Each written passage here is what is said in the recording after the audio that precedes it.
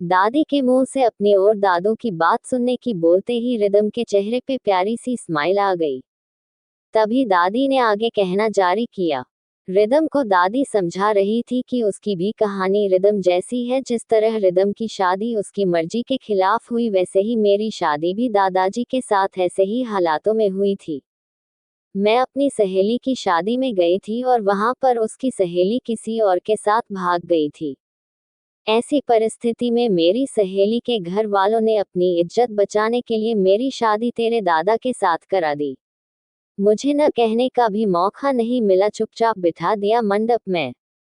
इस बात का जब तेरे दादा को पता चला तो वह बहुत नाराज हुए। शुरुआत में उन्होंने मेरे साथ कोई भी रिश्ता रखने से मना कर दिया, पर धीरे धीरे तेरे दादाजी समझने लगे और धीरे धीरे हम दोनों एक दूसरे को प्यार करने लगे और बाद में हम दोनों का रिश्ता बहुत मजबूत हो गया। और लास्ट तक हमारी कहानी कैसी थी ये तो तुम भी जानते हो ना। दादी ने रिदम के बालों में हाथ फेरते हुए कहा, जिस पर रिदम हल्का सा हंस दिया। दादी कुछ देर रुककर बोली, रिदम उस दिन मैं मंडप में नहीं बैठी तो आज मेरी जगह कोई और तेरी दादी होती। दादी ने जोर से खिलखिला कर कहा, जिस पे रिदम भी जोर से हंस दिया। दादी बाद में रिदम को समझा कर बोली, रिदम बेटा, जिस परिस्थिति में तेरी और रिद्धि की शादी हुई है उन्हें भी थोड़ा समय लगेगा, पर एक दूसरे को समझे। जो हो गया उसे बदला नहीं जा सकता, लेकिन जो होने वाला है उसे बदल सकते हैं। बेटा मुझे लगता है रिद्धि अच्छी लड़की है, जरूर कोई गलत बहमी हुई है जिसका सबूत अभी रिद्धि के पास नहीं है, लेकिन एक न एक दिन सच सामने जरूर आएगा। और तू तेरा ये फैसला अपने दिल की सुनकर करना, ना कि तेरी चाची नीता की बात सुनकर। दादी ने बिना किसी लग लपेट के सीधे बोल दिया। रिदम बहुत देर तक चुप रहा, फिर बोला, दादी अगर सच में रिद्धि सही थी तो उसके पास ऑप्शन था न, वो मंडप के बीच में ही बोल सकती थी न। वो मंडप में आती ही नहीं और आ भी गई तो शादी नहीं करती। रिदम ने अपने मन की बात कही तो दादी बोली, रिदम हर सिक्के के दो पहलू होते हैं। तू तेरे हिसाब से सोचकर कह रहा है और रिद्धि वो भी तो कुछ सोचकर बैठी होगी मंडप के नीचे। बेटा सिक्के के दोनों पहलू देख लेना, फिर फैसला करना। और रिद्धि के साथ अपने रिश्ते को आगे ले जाना या 6 महीने बाद तोड़ना, ये भी तेरा ही फैसला होगा। पर बेटा ये बिन माँ बाप की बच्ची मुझे गलत नहीं लगती। इन बूढ़ी आंखों को ये बच्ची कहीं से भी गलत नजर नहीं आती। मेरा भरोसा है एक दिन सच जरूर सामने आएगा और तब पता लगेगा तुम गलत थे और रिद्धि सही। अभी आज ये बच्ची बेहोश है और एक पति होने के नाते तुझे इसका ध्यान रखना चाहिए। बाकी तेरी मर्जी, आज तुझ पे कोई ऑर्डर नहीं थोप रही, तेरी मर्जी करने को कह रही हूँ। दादी और रिदम बात कर ही रहे थे कि तब तक कविता जी काढ़ा लेकर आ गई। दादी कविता जी को देखकर बोली, कविता अभी तो रिद्धि होश में नहीं है, अभी इसे हॉट पॉट में रख दो, होश आ जाए तब पिला देना। कविता बोली, जी माँ, मैं रात भर रिद्धि के पास रुक जाऊंगी, तो जब होश आएगा तब पिला दूंगी। कविता जी की बात पे दादी कुछ बोलने को हुई पर कुछ सोचकर चुप ही रही। तभी तभी रिदम बोला, नो मॉम, आपको परेशान होने की जरूरत नहीं है। आप और दादी जाकर अपने अपने रूम में रेस्ट करो, मैं देख लूंगा, मैं ध्यान रख लूंगा इसका। रिदम ने कविता जी को साफ तौर पे मना कर दिया, जिस पर दादी और माँ दोनों ने ही कुछ नहीं कहा और रिदम को रिद्धि का ध्यान रखने का बोलकर अपने रूम में आ गई थी। दादी अपने रूम में आकर मन ही मन बहुत खुश थी, ये सोचकर कि रिदम ने चलो थोड़ा तो रिद्धि का सोचा और उनकी बात को समझने की कोशिश की है। दादी इसी से खुश थी। दूसरी ओर दादी और माँ के जाने के 2 घंटे बाद रिदम को रिद्धि की मेडिसिन और सिर्फ देनी थी, पर बेहोश रिद्धि को वो कैसे दवाई पिलाए वो यही सोच रहा था। तभी उसे आइडिया आया, उसने ड्रॉपर से रिद्धि का मुंह खोलकर दवाई पिला दी। पर अब दूसरी मुसीबत थी, टैबलेट वो कैसे खिलाए। वो टैबलेट की सोचकर परेशान हो गया, समझ नहीं आ रहा था कि क्या करे। तभी उसे कुछ आइडिया आया और उसके पास इस आइडिया के अलावा दूसरा कोई रास्ता नहीं था रिद्धि को दवाई खिलाने का।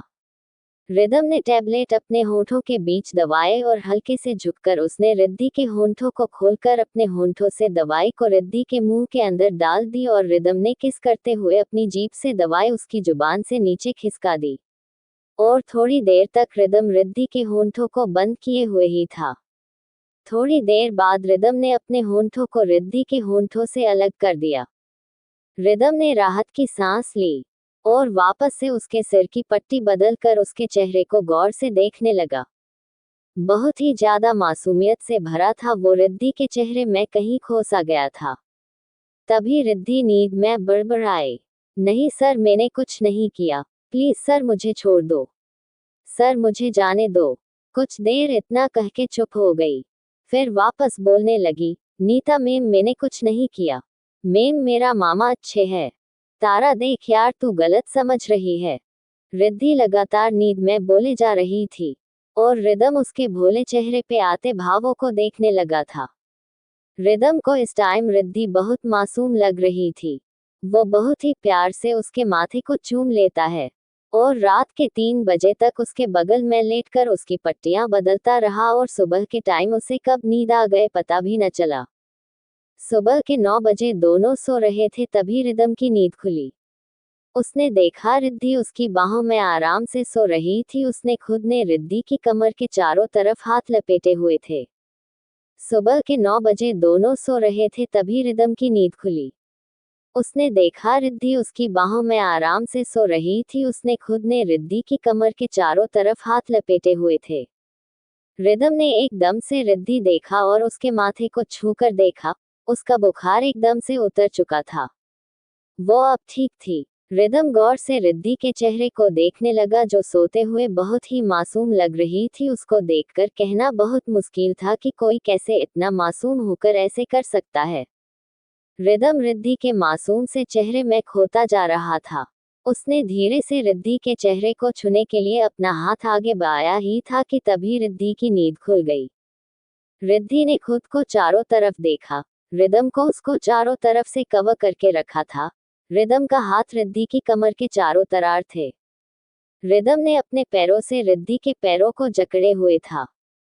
रिद्धि ने जैसे ही रिदम की आंखों में देखा रिदम झेप गया और वो गुस्से से बोला, दूर नहीं सो सकती, ज्यादा चिपक कर सोने का शौक आ रहा है। Pouting pouting. रिदम इतना कह के उठने को हुआ तभी उसका फोन बज उठा। वो लेते लेते ही फोन पे बात करने लगा। रिद्धि नासमझी के भाव से रिदम को देखकर बेड से उठने लगी, पर उसके पैर रिदम के पैरों भी बीच फंसे होने की वजह से वो अपनी जगह से हिल भी न पाई।